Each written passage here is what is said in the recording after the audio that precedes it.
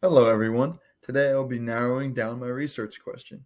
I narrowed it down to what effects does high stakes standardized testing have on both the students and the teachers in the school setting, whether elementary, all the way up through high school, and even entering college? The literature that I've come across has been very telling.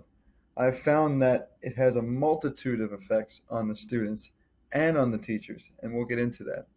Narrowing it down to this thin of a focus still might seem quite broad, but that's because it's a relatively new research field and there is a lot to unpack within the effects, and we'll get into that.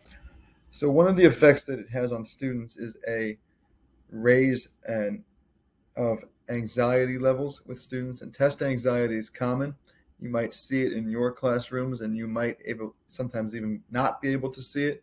But studies have shown that many children that are faced with the prospect of being judged by a score or a number on a standardized test, for example, might face severe test anxiety before, during, and after the test, which can affect their morale, their will to learn, and their overall cognitive ability in the classroom.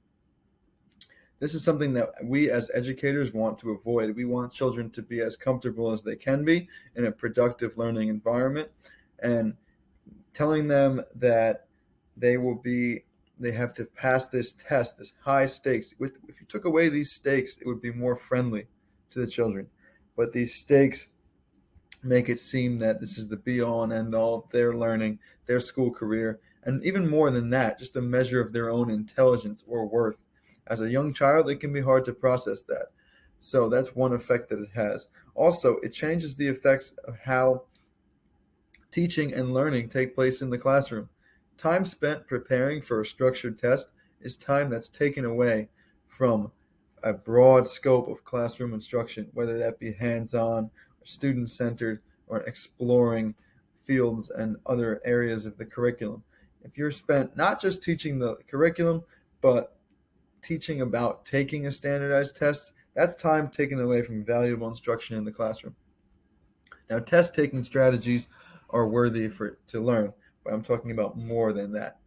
Also, standardized tests have created an inequality, so to speak, or a divide between those of a higher socioeconomic status and those of a lower. And it also created some ethnic um, divides as well, as some of the standardized tests that are taken from elementary school all the way up to pre college have been found to be either consciously or subconsciously biased towards those who are English native speakers, and ENL, English as a non native language students, can be inherently at a disadvantage. And the same goes for other cultures, as many of the cultural questions on the test are biased towards those of a American or white background, especially with the language. As far as on teachers, teachers have found increased pressure to teach to the test. This might sound like a cliche, but teaching to the test does happen, and it means just devoting, like I said before, that precious instructional time that there already is not enough of to go around, to these test strategies that are specifically devoted to the standardized tests. And it's put extra pressure on teachers, similar to how the children cannot be their best when they're under increased pressure. The same goes for educators. Educators should be free, of course, within the realm of the curriculum, but free to teach the way they should.